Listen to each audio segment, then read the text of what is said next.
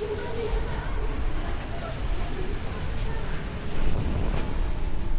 November 10 na, 2025, 11:45 na ng umaga. So malapit na mag alas 12 ng tanghali.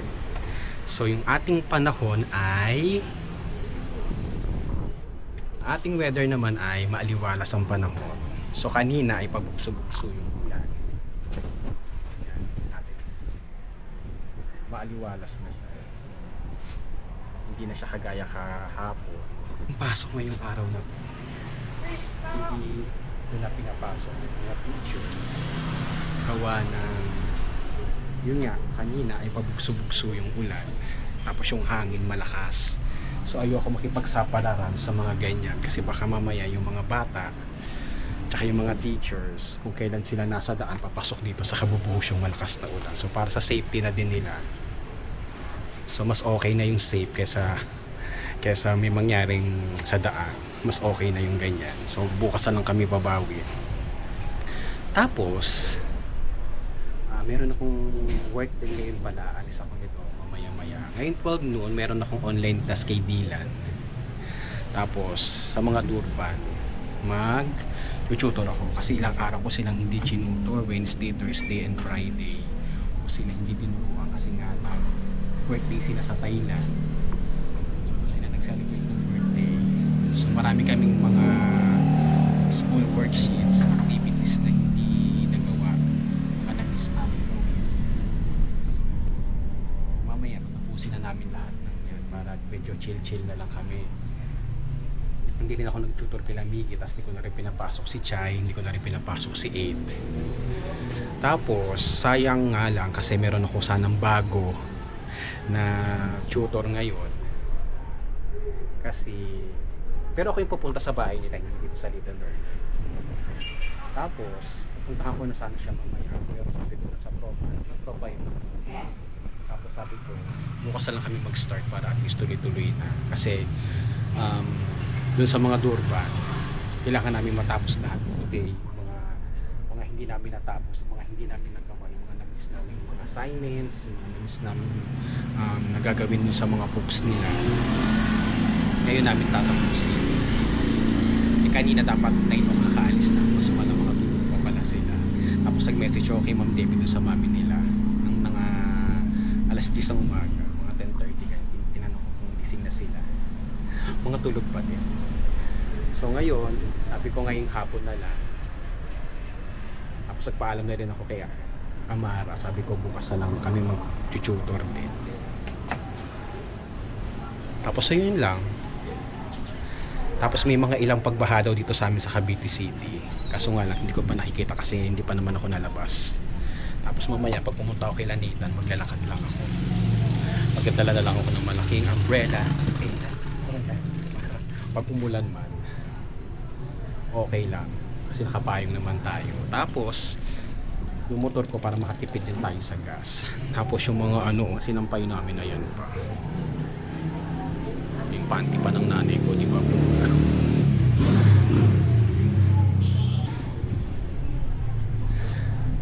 So, yaan mo muna. Kasi gusto ko talaga sila yung mga damit namin naaarawan. Ayoko nang natuyunan sila sa hangin. Kasi pag natuyo sila sa hangin, iba yung amoy. May tulad pag naarawan talagang patay ang germs. So ayun, so hopefully matuyo na yung panty ng nanay ko. Baka wala ng panty ang nanay ko. So yun lang. So 12 noon, meron akong mag-online tutor kami ni Dylan. Tapos siguro mga 1, 1:30 or 2, punta na ako kay Lanita para i-tutor sila magkakapatid. So mamaya, update na lang ako. Pero baka hindi na ako mag-vlog pagdating ko kay Lanitan. Kasi para matapos namin yung mga activities nila, tuloy-tuloy kami. Kasi pag nag-vlog pa doon, matagal pa. So yan na lang muna. Siguro mamaya na nung kakain ng lunch kasi di pa naman ako nagugutom. Tapos nagluto lang ako ng sotanghong manok. Kaso nga lang parang hindi masaya ang nanay ko. Kasi parang ayaw na niya. Parang ayaw niya no. Pero no choice siya. Kasi ang hirap magharap ng ulam, ng lutong ulam. Para makatipid din kasi may manok naman dyan, may sotanghon naman dyan. So yun na lang muna ang kakainin namin sa buong araw na. So yun lang, keep safe muna tayo ulit. So mamaya ulit kwentuhan tayo. So hi, pupunta na ako kay Lanitan. Time check muna tayo. It's 1:45. Siguro naman gising na sila sa mga oras na to. So walking on sunshine tayo. Praise God, na araw na.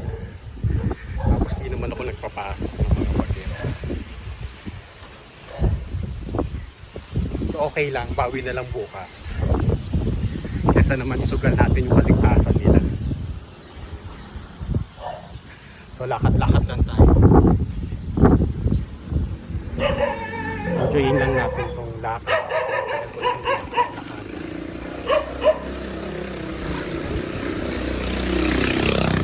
Kasi nakasamantala ko. Naman di pa ako nakakalayo masyado sa amin hinihingal na. So update na lang ulit tayo mamaya.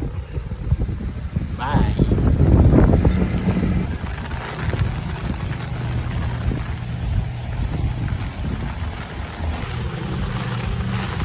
5:12 ng hapon. So umuulan. Ayoko pa sana umuwi. Pero mukhang mapipilitan akong umuwi dahil nga ito na ulan. Gusto ko pa nga sana maglakad-lakad. So no choice, hindi na tayo. So kita-kita din muna pala kami ni Dave tsaka ni Mark kanina. Una pinuntahan ko lang si Dave, tapos pinuntahan namin doon si Mark sa barangay kasi duty siya doon sa barangay. Kaya medyo napatagal yung kwentuhan. So maaga naman ako natapos kila Nathan. Parang 4:15 nakaalis na ako dun sa bahay nila. Kasi ito nga ngayon, 5:12 na ng hapon. Gusto ko pa nga sana maglakad papuntang palengke kaso nga ito nga umuulan naman.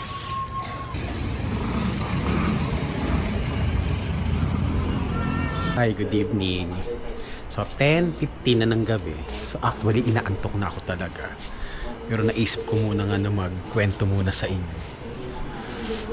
So tingnan muna natin yung weather pala. Pakita ko lang sa inyo. So ayan, madilim ang paano. Wala akong nakikitang bituin. Tapos parang sobrang dark na yung banda doon. Pero dito, parang medyo maliwanag naman siya.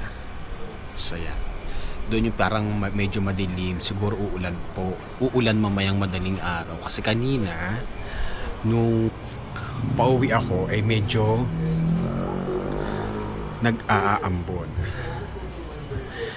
Then bago ako umalis kila Nathan, yun nga, nakipag-meet ako kay Dave, kay Mark, tapos medyo konting kwentuhan, tapos dahil diba hindi nga ako nagdala ng motor.